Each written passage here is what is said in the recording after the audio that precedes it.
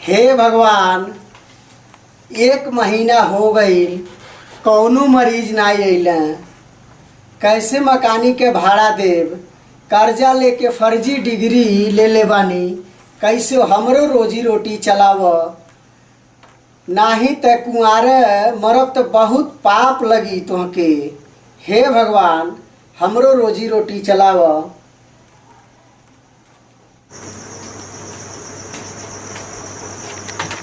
मारे हमारा पेटवा बहुत दुखाता। अरे मारे हमारा पेटवा बहुत दुखाता। अरे मारे हमारा पेटवा बहुत दुखाता। अरे मारे हमारा पेटवा बहुत दुखाता। पाड़ा डॉक्टर तू ही हवा? का हो तो क्या पाड़ा डॉक्टर नजर आवता नहीं? आज तू पाड़ा डॉक्टर कहत बाड़ू, कल के हुआ रही कहीं पड़वा डॉक्टरवा कहाँ बा? हमार नाम डॉक्टर पाड़े है।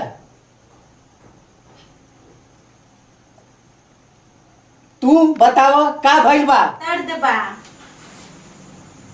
अच्छा, अपन नाम बताओ। हमारे नाम मन रखनी है। का तू पूरा गांव का मन राखेलू? बड़ा तू फटीचर बाड़ा हो। अपने में गईल है तो मर्चा लागल है। आव चेक करे के पड़ी। चला एक पर सुता चेक करे के पड़ी।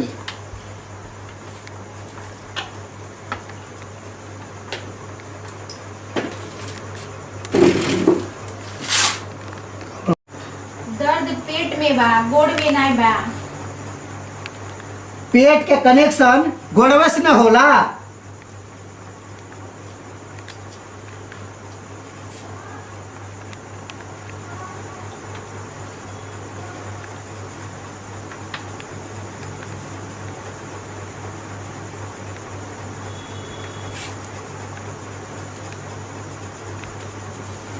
लागता इंजेक्शन लगावे के पड़ी।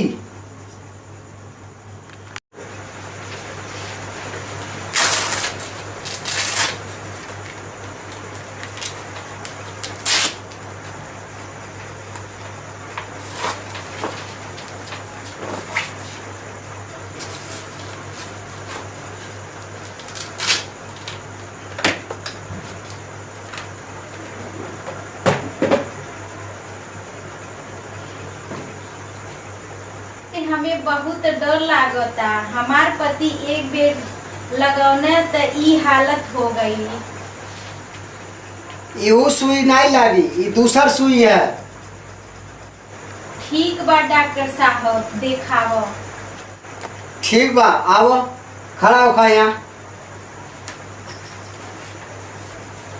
हेराए उतर, हेराए उतर जा। यहाँ आओ।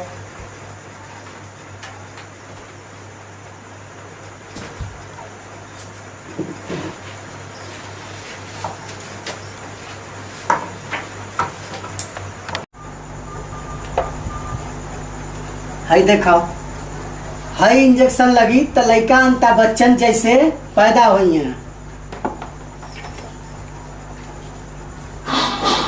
हाई इंजेक्शन लगवेबू तो तुहार लड़का दारा सिंह जैसे पैदा हुई है।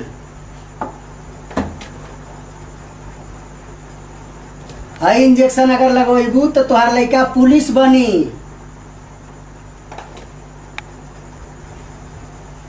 हाई इंजेक्शन अगर लगवा लेबू तो लड़का तुहार वकील बनी।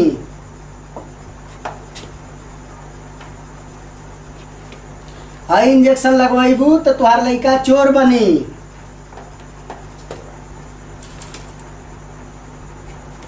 अगर हाई इंजेक्शन लगवाइबू तो तुहार लड़का सलमान खान जैसन बनी है। अगर हाई इंजेक्शन लगवेबू तो लड़का गांव सामाजिक जो ने कहल जाला ऊ बनी है, सार्वजनिक रही है तुहार लड़का। अगर ई लगवेबू तो सार्वजनिक पैदा हुई है। ठीक बा डॉक्टर साहब, एमे से हमके कौनो दवा ना चाहिए। हमके उहे सुई लगाई कि लड़का तुहरे जैसन डॉक्टर बने। तब तुहरा के हमरा घरे चले के पड़ी, आ बहुत मेहनत करे के पड़ी, तब हमरे जैसन लड़का पैदा हुई। हमें मंजूर बा। ठीक बा डॉक्टर साहब, ई सब दवाइया झोला में से देखावत खराब बा का? ना हो, खराब ना बा। ये समय कोरोना वायरस चलता, यही से दवाइया झोला में बा। है कुछ दवाई लिख देता ही जो हमारे नहीं बा, कृष्णा मेडिकल स्टोर से ले लिया।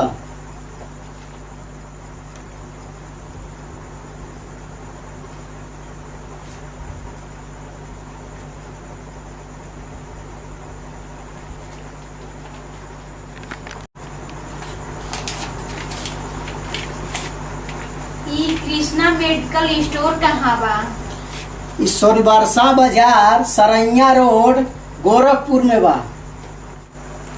ठीक बा, तन हम भैया लोन के गाना सुना दी। सुनाओ। हे डॉक्टर बाबू, हे डॉक्टर बाबू, कोरोना भगाई, हे डॉक्टर बाबू। और गनवा कर बाप गई है?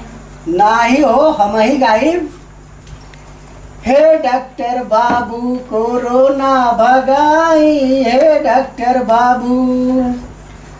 भगा के कोरोना की कस के गोदिया मुठाई, हे डॉक्टर बाबू। कोरोना भगाई, हे डॉक्टर बाबू। उठा के गोदिया में कस के नैना लड़ाई, हे डॉक्टर बाबू। कोरोना भगाई, हे डॉक्टर बाबू। अगर आप भी चाहते हैं विराट फिल्म का ऑडियो और वीडियो सबसे पहले देखने के लिए तो लाल बटन पर दबाकर चैनल को सब्सक्राइब करिए और बेल घंटी बजाना ना भूलें।